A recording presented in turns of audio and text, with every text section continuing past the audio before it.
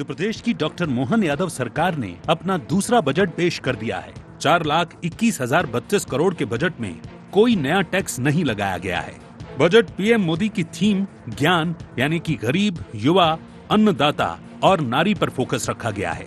अगर वर्गवार ज्ञान के लिए बजट के प्रावधानों की बात करें तो ज्ञान का बजट गरीब कल्याण के लिए सर्वाधिक राशि, ST/SC के कल्याण के लिए 80,000 करोड़ का बजट, ST के विकास के लिए 47,000 करोड़ का प्रावधान, SC के विकास के लिए 32,000 करोड़ का प्रावधान, अत्याचार निवारण अधिनियम के लिए 180 करोड़, आहार अनुदान योजना में हर महिला को 1,500 रुपए, 1.33 करोड़ परिवारों के मुफ्त राशन का प्रावधान, नागरिक बीमा समिति का होगा गठन, जनजातीय इलाकों में सीएम राइज स्कूल के लिए 1,017 करोड़, ST के 50 स्टूडेंट्स को पढ़ाई के लिए विदेश भेजेगी सरकार, जनजातीय बहुल 11,300 से अधिक गांवों का होगा कायाकल्प, बिजली बिलों में राहत के लिए 5,700 करोड़ रुपए का प्रावधान, वाई युवा 39 नए औद्योगिक क्षेत्रों से 3 लाख नौकरियां,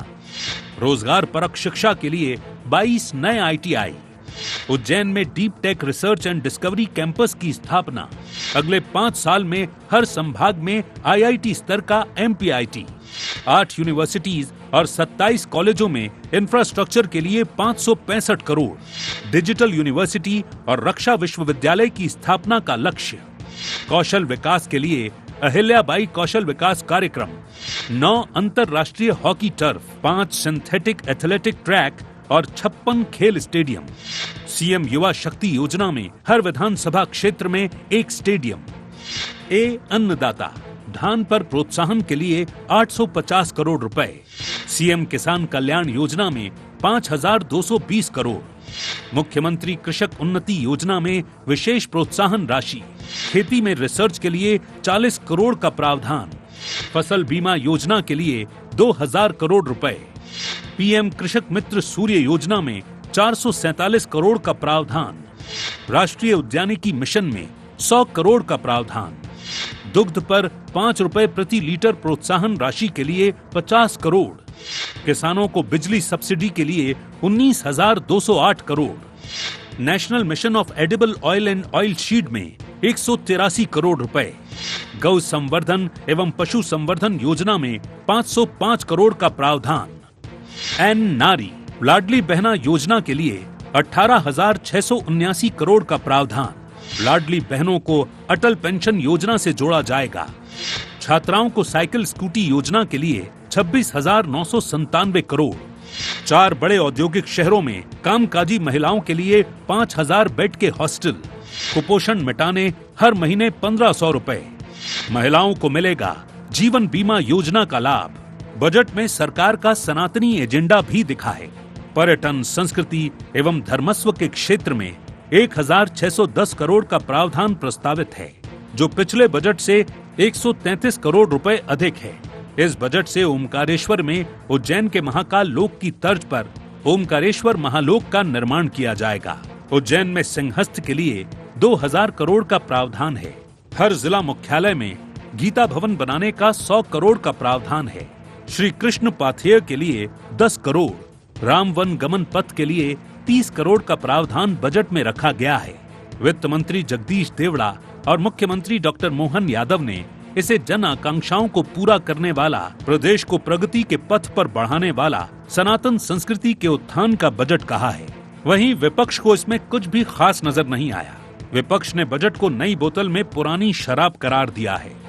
जैसा मोदी जी ने कहा कि 4 जातियां उन्होंने चिन्हित की, उसको ज्ञान के रूप में उन्होंने कहा कि ज्ञान हमारा GYAN, तो गरीब कल्याण, युवा शक्ति, अन्नदाता और नारी शक्ति, मतलब कोशिश हमारी भी इस बजट में रही कि सर्वस्पर्शी बजट हो। ये हमारी सरकार का अद्वितीय बजट है, जिसके माध्यम से हमने सभी वर्गों की बेहतरी के लिए प्रयास किया है। 2047 की हमारी यशस्वी प्रधानमंत्री के माध्यम से 250 लाख करोड़ का बजट का जो रोड मैप तैयार किया गया, उसी सिलसिले में अपने बजट को 5 साल में 2 गुना करने का संकल्प लेकर हम धीरे धीरे आगे बढ़ रहे हैं। इस दस्तावेज में केवल आंकड़े नहीं है, ये ठोस निर्धारित लक्ष्य है जिसके आधार पर व्यवस्थित प्लानिंग की गई है। लाभ का कोई बजट नहीं, पुराने आंकड़े गिनाए गए और मैं समझता हूं कि कर्ज को लेके स्थिति सरकार ने कोई स्पष्ट नहीं करी, राजकोषीय घाटा को लेके। युवा देखते रहे, प्रदेश के युवा कि हमें नौकरियों के नए रास्ते खुलेंगे, उसके लिए कोई स्पष्ट नीति नहीं बजट के अंदर। पद को लेकर 30 करोड़ रुपए भगवान राम के नाम पे 2 वोट मांगते हैं, लेकिन चुनाव में याद रखते वो बजट के समय राम गमन को भूल गए। तो ये स्पष्ट है कि भारतीय जनता पार्टी सिर्फ आडंबर की पार्टी है और न भगवान राम को लेकर इनमें विश्वास है, न प्रदेश की जनता के किसानों को लेकर, न युवाओं को लेकर। डॉक्टर मोहन यादव सरकार विकास का दीर्घकालिक लक्ष्य लेकर आगे बढ़ रही है। सरकार ने 2047 तक सकल घरेलू उत्पाद 250 लाख करोड़ तक पहुंचाने का लक्ष्य रखा है। वार्षिक आय 22.33 लाख तक बढ़ाने की योजना पर सरकार आगे बढ़ रही है। इसी लक्ष्य पर आगे बढ़ते हुए बजट में पिछले साल की तुलना में 15% की वृद्धि की गई है। सरकार का दावा है कि सकल घरेलू उत्पाद की वृद्धि दर देश में सबसे अधिक मध्य प्रदेश में है, जिसमें 22 वर्षों में 17 गुना वृद्धि हुई है। ये बजट विकास की इसी रफ्तार को गति देगा। Bureau report, IND 24।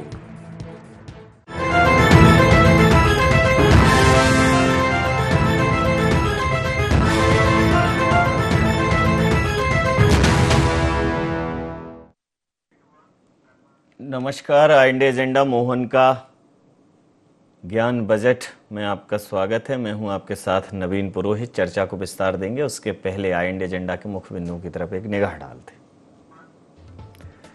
कितना मनमोहन है डॉक्टर मोहन सरकार का बजट? क्या बजट से पूरे हो पाए भारतीय जनता पार्टी के चुनावी संकल्प?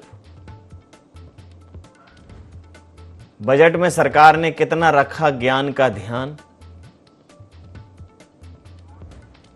विपक्ष को क्यों बजट में नजर आ रही वादा खिलाफी? नमस्कार, इन्हीं सवालों के साथ चर्चा में आप सबका पुनः स्वागत है। आज मध्य प्रदेश का बजट प्रस्तुत हुआ। मध्य प्रदेश का बजट ज्ञान आधारित बजट था। ज्ञान माने गरीब, युवा, अन्नदाता और नारी। पूरा बजट इस पर फोकस रहा। सरकार इसे अभूतपूर्व बजट बता रही है, कह रही है मध्य प्रदेश की जो GDP है वो लगातार बढ़ रही है, सकल घरेलू उत्पाद की जो वृद्धि है वो उल्लेखनीय है।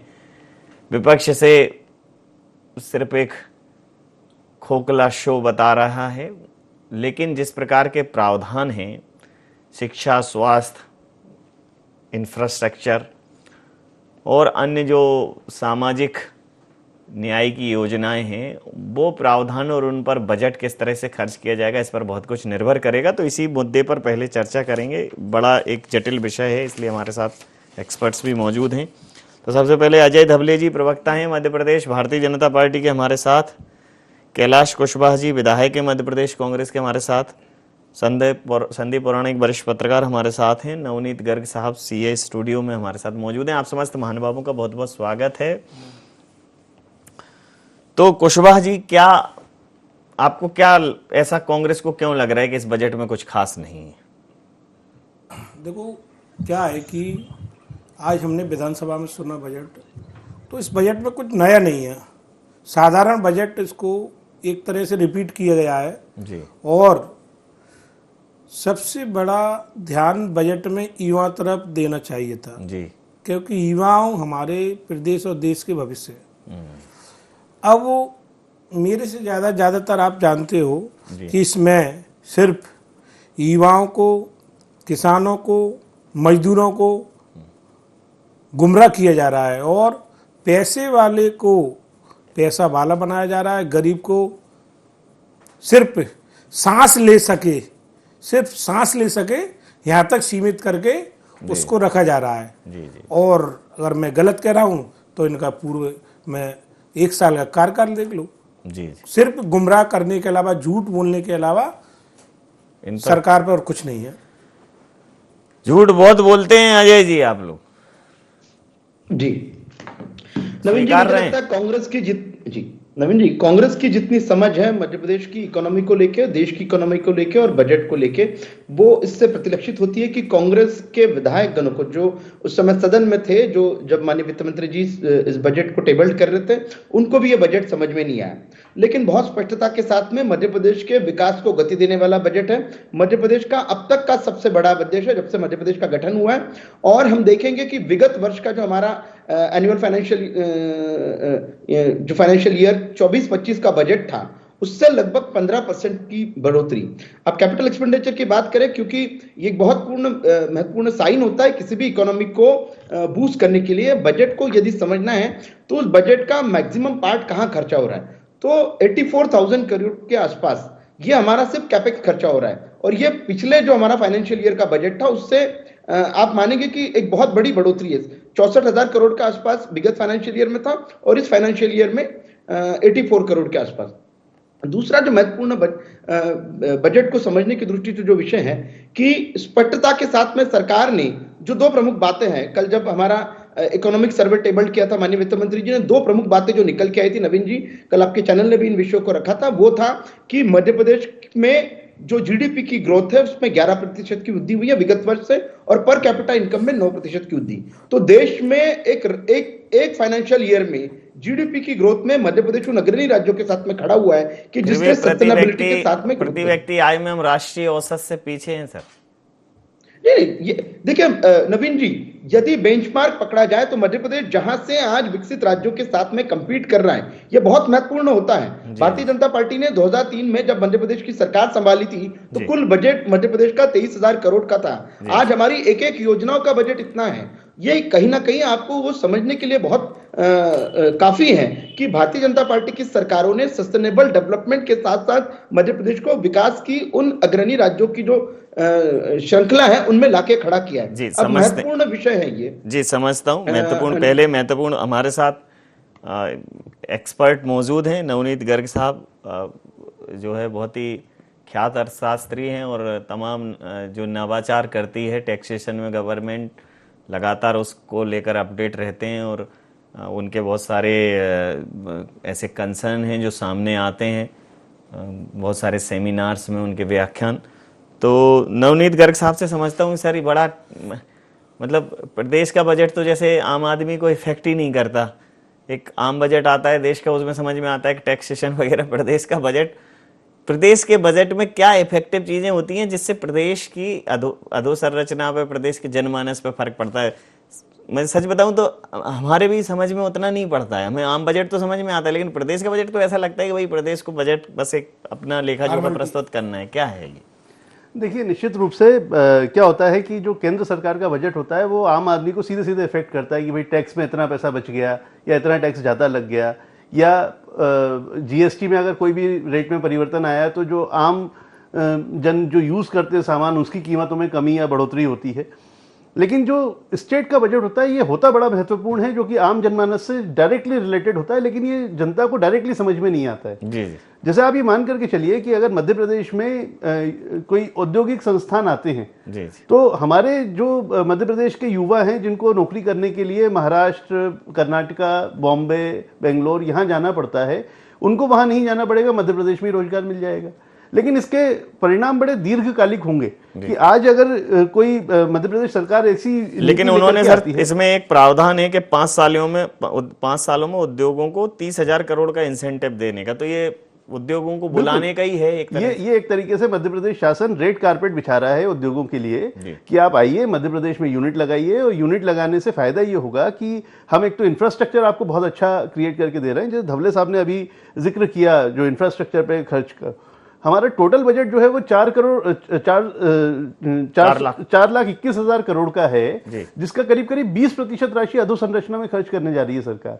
ये एक बहुत बड़ा परसेंटेज होता है सर कि साल भर की जितनी भी रिसिप्ट होने वाली है उसकी 20% राशि अधोसंरचना में खर्च की जा रही है। उससे रोजगार भी जनरेट होगा, अधोसंरचना भी हमारी बनेगी, इंफ्रास्ट्रक्चर बनेगा।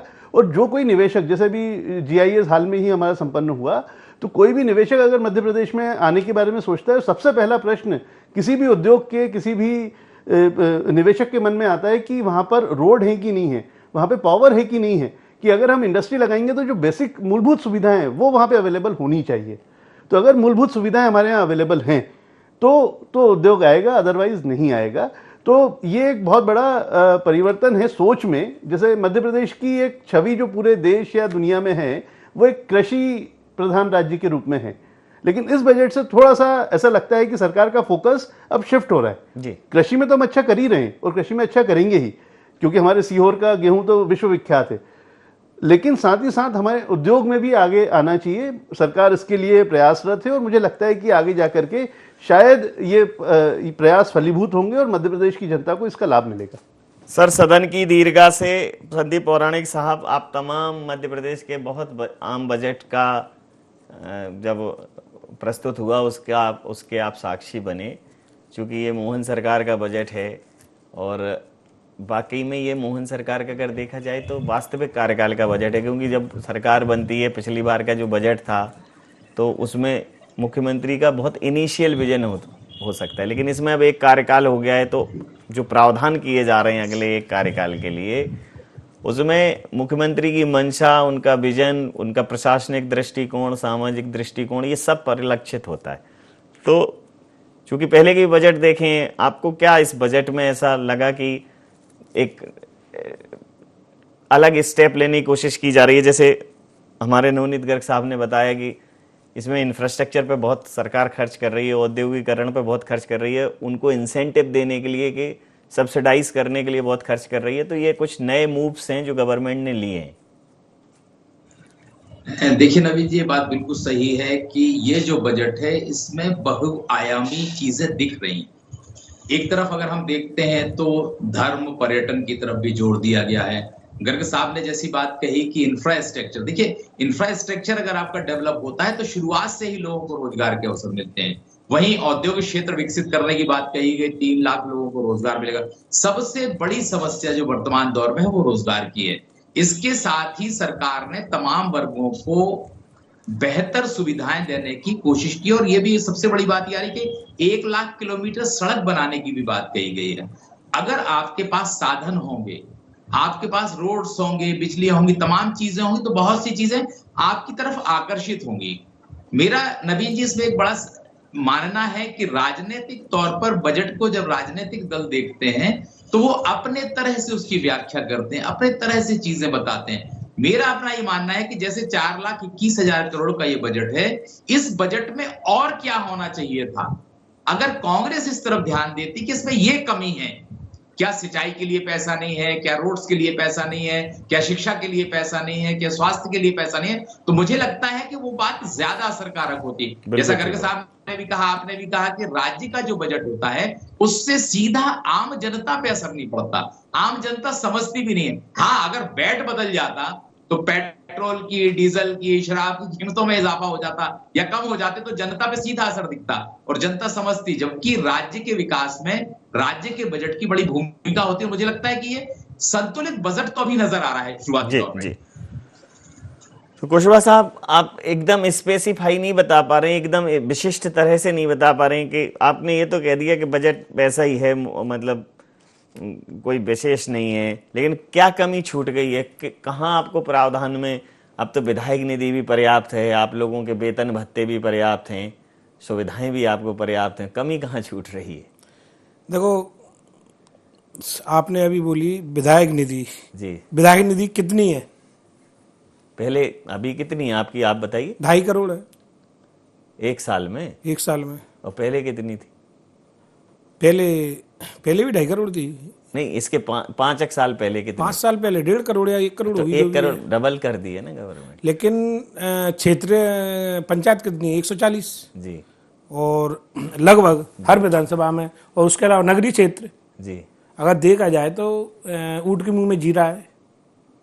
अगर बढ़ाना थी तो अन्य प्रदेशों में, दिल्ली में कितनी है, उत्तर प्रदेश में कितनी है, राजस्थान में कितनी है? सबसे कम तो मध्य प्रदेश में ही है। आप आकलन तो लो। नहीं तो इस बात को कांग्रेस उठा क्यों नहीं रही है? कांग्रेस ने उठाया, और उसके अलावा आपकी सरकार थी उस समय, बढ़वा लेते कमलनाथ। उसके अलावा भाजपा सरकार की एक नीति और है कि भाजपा के विधायकों को 15 करोड़ रुपए दे रही है और कांग्रेस के विधायकों को कुछ नहीं दे रही।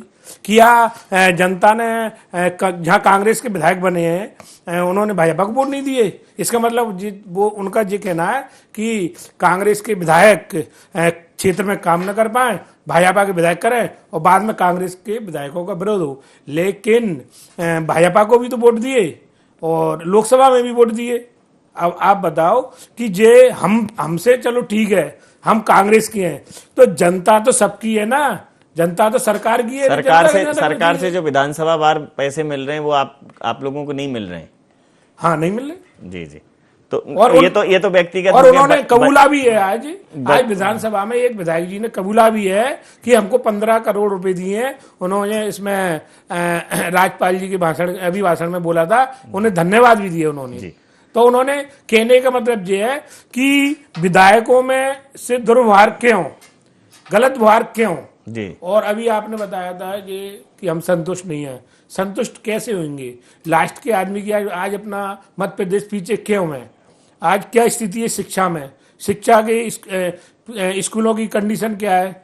सरकारी अपने स्वास्थ्य विभाग की कंडीशन क्या है? देखे ना जी। लेकिन ये क्या है, बजट के रूप में गुमराह किया जा रहा है। और वो भी एक और नई बात कि सब कुछ कर्जा से, आज कितना लाख करोड़ कर्जा है, उसके ब्याज के लिए भी कर्जे ले रहे हैं। प्रतिक्रिया लेता हूं। एक तो सौतेला व्यवहार कर रहे हैं धवले जी बजट में, और हालांकि 75 लाख रुपए विधायक की स्वेच्छा अनुदान भी है उसमें शामिल। कुछ समय पहले तक ये 1.25 करोड़ होता था। सरकार ने इसमें ऐसा नहीं है, बहुत बढ़ाया है, वेतन भत्ते भी बढ़ाए हैं। नहीं, और प्रदेशों में तो 7.5 करोड़ है, जी 5 करोड़ भी है वहां के मुकाबले। और उधर उनकी संख्या कम है, यहाँ पे 2.5 लाख है लगभग एक विधानसभा में। जी। उनकी उधर 1.5 सवा लाख है और उनका बजट ज्यादा। ये प्रश्न गंभीर प्रश्न है, आप लोग इकट्ठा होके उठाओ। आप तो क्या सांप लटका के आ जाते हो, जबकि लटकाना चाहिए। अरे कई उठाया है, लेकिन वो तो बेशरम सरकार है ना। जी जी, सरकार बेशरम है, झूठ बोलते हैं, वादे करते हैं। मुख्यमंत्री खुल के बोला, धवले जी बहुत बेशर्मी से मुस्कुरा रहे हो आप। देखिए नवीन जी, मुझे लगता है कि आज जो 4,21,000 करोड़ रुपए का बजट आया वो सिर्फ 164 विधानसभा क्षेत्रों के लिए आया। मध्य प्रदेश के 230 विधानसभा क्षेत्रों के लिए वो बजट आया। जो राशि सैंक्शन हुई है, तो लाडली बहना है मध्य प्रदेश के सिर्फ 164 विधानसभा क्षेत्रों में नहीं है। सड़कें बनेंगी तो लाडली बहना में आपने 60 साल से उम्र काट दी है, लेकिन ये बताओ नई जो 18 से 20 में प्रवेश हुई है उनके लिए क्यों नहीं कर रहे?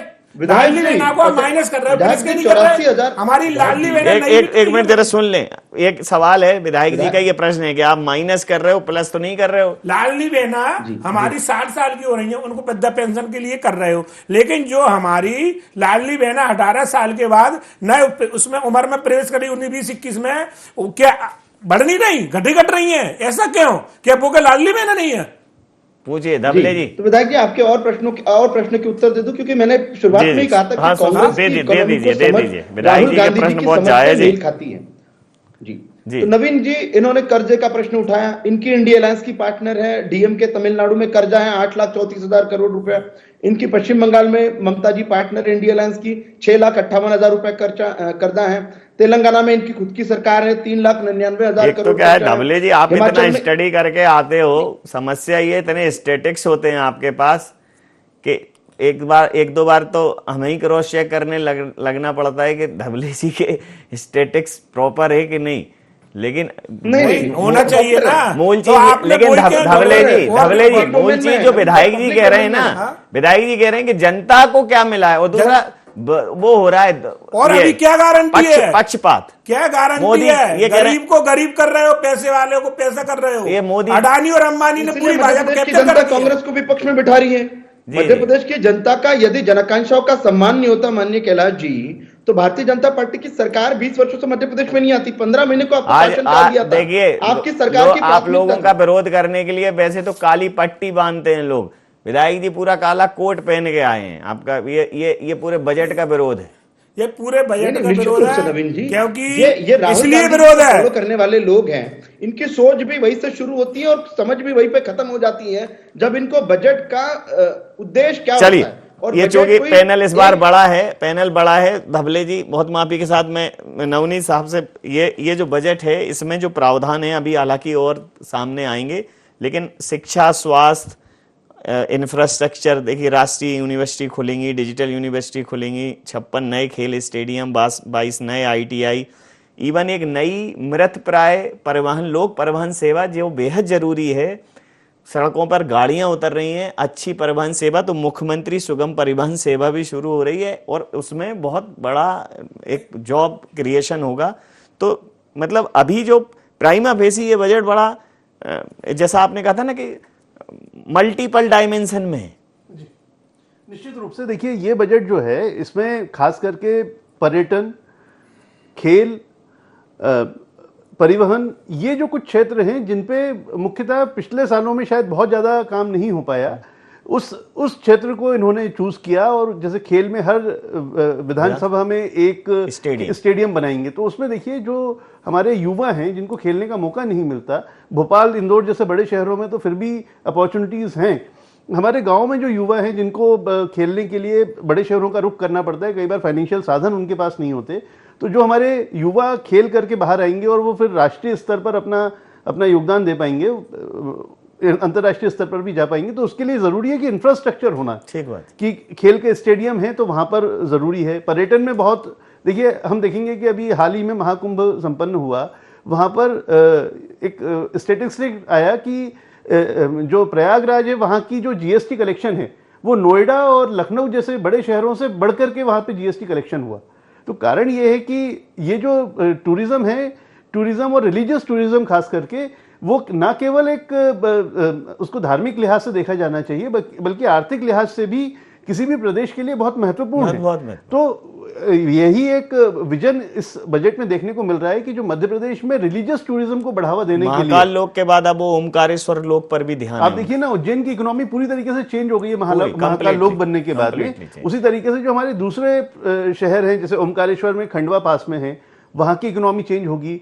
उसके अलावा चित्रकूट, जो कि थोड़ा सा एक मुफलिस एरिया हम उसको बोल सकते हैं मध्य प्रदेश का, अगर वहां पे रिलीजियस टूरिज्म बढ़ेगा तो निश्चित रूप से उन क्षेत्रों का विकास होगा, वहां के लोगों को रोजगार मिलेगा और रोजगार के साथ साथ वहां पर एक जो पूरा इकोसिस्टम तैयार होगा वो प्रदेश की तरक्की में एक विशेष योगदान देने वाला है। संदीप साहब, जैसा आपने कहा कि प्राइमा फेसी सब जगह प्रावधान किए गए हैं और जो नई चीजें हैं, जैसे राष्ट्रीय रक्षा यूनिवर्सिटी, 22 नए ITI, 56 खेल स्टेडियम, ग्रामीण इलाकों में मुख्यमंत्री सुगम परिवहन योजना शुरू होगी, बसें चलाई जाएंगी, वाहन खरीदने पर मोटर व्हीकल टैक्स में छूट, डिंडोरी में जीवाश्म राष्ट्रीय उद्यान, MBBS कॉलेज की सीट्स बढ़ाई जाएंगी। तो चारों तरफ ध्यान दिया गया है और एग्जैक्टली एक बड़ा हिस्सा इंफ्रास्ट्रक्चर पर है, जो पहले दिन से जिसमें काम शुरू होता है तो मार्केट में भी कैश इनफ्लो होता है और रोजगार भी निर्मित होता है। इसके रिजल्ट देखने को मिलेंगे और एक बड़ा ध्यान कहीं ना कहीं उद्योगों को मध्य प्रदेश बुलाने पर भी है। तो इसको मुझे लगता है कि विपक्ष को इसकी डीप स्टडी करनी चाहिए और अभी एक बीच में गैप रहेगा होली की वजह से, और जब सदन में फिर चर्चा हो तो वो बहुत डीप पॉइंट पर अगर डिस्कस करेंगे तो ही इस बजट को चैलेंज कर पाएंगे, अन्यथा उनके इस चैलेंज और उसमें प्रश्नों में कोई दम नहीं दिखेगा। क्या कहेंगे? देखिए, बात बिल्कुल सही है नवीन जी कि बहुत सी चीजों पर जब नए नए क्षेत्रों में, जैसे गर्ग साहब ने कहा कि पर्यटन पे है, परिवहन पे है, रिलीजियस टूरिज्म पे, तमाम चीजों पे सरकार जोर दे रही है, तो उसकी स्टडी विपक्षी दल को मुझे लगता बेहतर तरीके से करना चाहिए। और बीते काल में अगर बजट में प्रावधान किए हैं उसके अनुसार विकास नहीं हुआ है, क्षेत्रों को लाभ नहीं मिला है, तो उन मुद्दों को भी कांग्रेस को मुझे लगता है उठाना चाहिए। पिछले बजट से इस बजट की तुलना करके अगर बात आप सामने रखेंगे तो आपकी बात ज्यादा प्रभावकारी होगी। जी, समय सीमा के चलते मैं ये चर्चा यहाँ समाप्त करूंगा। आप समस्त महानुभावों का बहुत बहुत धन्यवाद, बहुत बहुत आभार। तो मोहन का ज्ञान सबका ध्यान आकर्षित कर रहा है। डॉक्टर मोहन का ये जो बजट है, इसको प्राथमिक तौर पर जो अर्थशास्त्री हैं, जो फाइनेंस के जानकार हैं, जो अर्थ समझते हैं, अर्थ विशेषज्ञ हैं, वो इसको बहुत संतुलित बजट बता रहे हैं। और एक तरह से कुछ ऐसे क्षेत्र जिन पर जो पिछले कुछ सालों से डी फोकस रहे हैं, उनको इस बार प्रमुखता से इस बजट में ध्यान में रखा गया है। तो डॉक्टर मोहन का ये बजट, अगर विपक्ष को इसको चैलेंज करना है तो विपक्ष को बहुत स्टडी करनी होगी, बहुत साइंटिफिकली तरीके से डेटा एनालिसिस करना होगा, तभी अभी विधानसभा सत्र चल रहा है और ये बजट सत्र है, इस पर वो उनके प्रावधानों पर चर्चा कर सकती है, सरकार को सुझाव दे सकती है। तो IND एजेंडा में नहीं, आप बने रहिए IND 24 के साथ और देखते रहिए IND 24। नमस्कार।